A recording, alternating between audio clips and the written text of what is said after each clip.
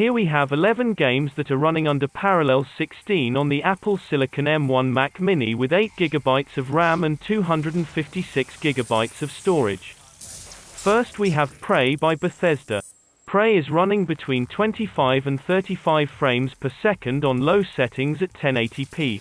Moving up in quality to a higher frame rate, it is best to have the quality mix between low to medium settings at 900p. Using these settings, a frame rate of 30 to 40 FPS can be achieved. I have to say, I'm really not very good at this game, but if you would like to see me die, over and over again, then please see the 10-minute play session already uploaded on this channel.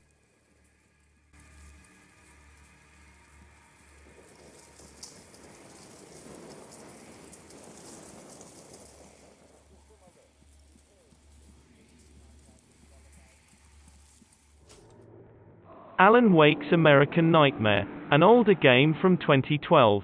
It's got a great atmosphere that plays well at low to medium settings at 1080p and is getting around 25 to 30 frames per second. Lowering the resolution to 900p really helps with getting the frame rate above 30, especially in combat areas, which, in reality, is most of the game.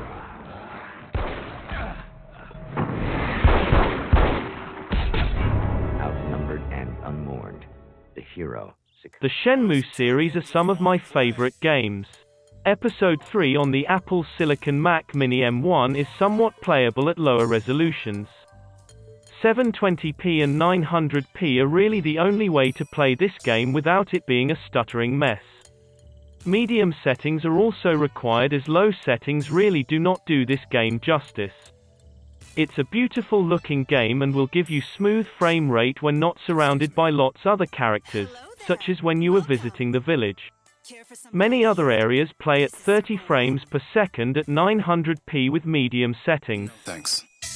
I'd rather you play than talk. Circle 1 is so much fun. Not right now.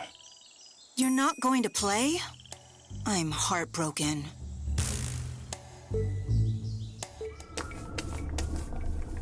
We Happy Few. On the Apple Silicon M1 Mac Mini, throughout most of the game it is not really that playable, with low frame rates and low texture qualities needed to be able to play at all. Inside scenarios have 20 to 30 FPS at medium settings and at 1080p, but when outside with lots of NPCs the frame rate really drops, especially if there is a lot of foliage. It is little known that there is actually a native Apple Mac version. Unfortunately, this does not work on the Apple Silicon M1s and crashes before launch. Running this version on my Intel 2016 MacBook Pro, it runs surprisingly well. If you look on Steam before purchase, you will not see a version that will install on an Apple Mac. Nice. It is only after purchase that the Mac version of Steam will let you install the game. I do not know if this is a current version, an older version, or a beta. Check out the settings and the frame rate for yourself in an extended walkthrough, also on my channel. And a power cell. Now where I could mug a bobby? You're a brave one, aren't you? No. State of Decay is a great survival zombie apocalypse game. The Apple Silicon M1 Mac Mini is able to run this game at a steady 25 to 30 frames per second with low settings at 900p, whilst upping the settings to medium drops the frame rate at around 25 FPS with highs of 35 and lows of 20. The game is playable at this, although it does make it a challenge when up against multiple zombies, as you can see by the way I'm fighting.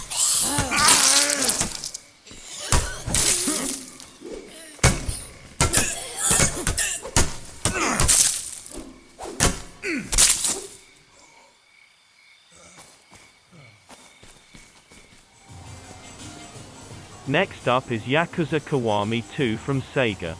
Sorry if I mispronounced its name. It's a great looking game with demanding visuals. I've tried running the game on both Crossover 20 and Parallels 16. The great news is that, on the Apple Silicon M1 Mac Mini, Yakuza Kiwami 2 runs at a very playable frame rate of around 25 to 35 frames per second and at 1680 by 1050p. with a mixture of medium to low settings.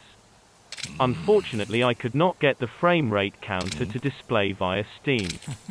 I found that these settings gave the smoothest gameplay experience, and was good for both exploring and fighting sequences. Whilst using crossover, it has many graphical issues, although the frame rate was much improved over Parallels as was the resolution. Easily handling 1440p at over 30 frames per second, but the graphical issues really render it unplayable.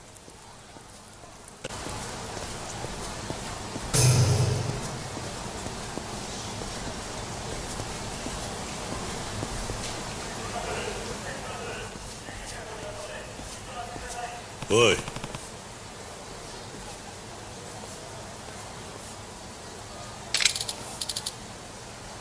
Huh?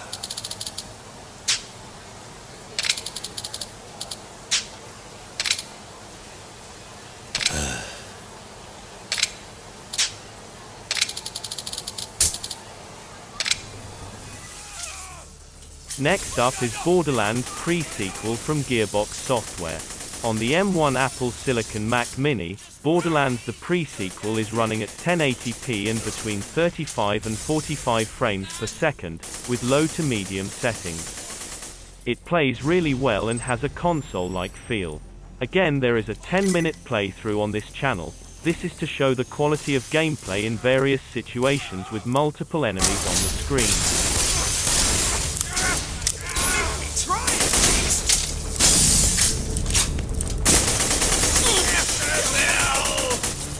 Lunatics!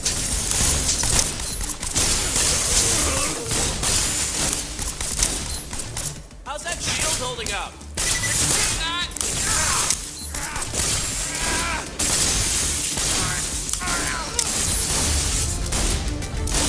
Freaking lost me dead!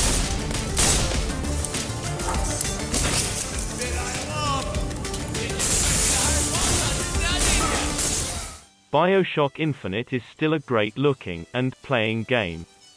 On the M1 Apple Silicon Mac Mini, you can expect frame rates of between 25 and 40 FPS at 1080p with medium settings. Although this game did have an official Mac release, it is unfortunately not compatible with Big Sur or the M1 Apple Silicon Macs, and has to be played using emulation on Parallel 16 and Windows 10 for ARM. Luckily, it still plays brilliantly. Please stop. Miss Elizabeth. Hello. Oh, this is wonderful. Oh, come dance with me, Mr. Dwayne. I don't dance. Come on, let's go. Why? What can be better than this? How about Paris? Paris? I don't understand. How could we get there? That's where that airship's going, but if you want to stay and dance, we can... No, let's go. Come on, let's go. Wolfenstein: The New Order on the Apple Silicon M1 Mac Mini is running incredibly well. Using 1080p resolution and medium settings, the game will run at what feels like 30 to 40 frames per second. Unfortunately, the frames per second counter does not show in Parallels version of Steam. Using Crossover 20, Wolfenstein: The New Order will not launch, and is only payable via Parallels. Using Parallels, the gameplay is fluid without major drops in frame rates or stuttering.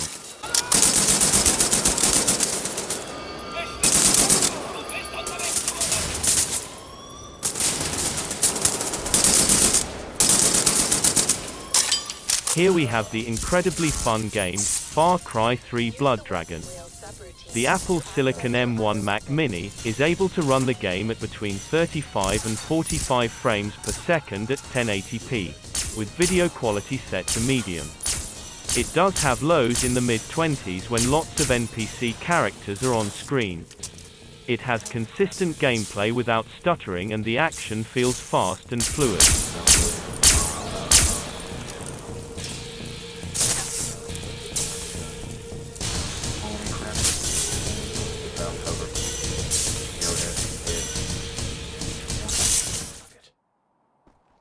Wolfenstein: The Old Blood on the Apple Silicon M1 Mac Mini. Like New Order, is running incredibly well at 1080p medium settings. When I say incredibly, I realize most people would not accept 30 frames per second as incredible, but this is running under several layers of emulation, and it's not crashing, has good frame rates, is without major graphical anomalies.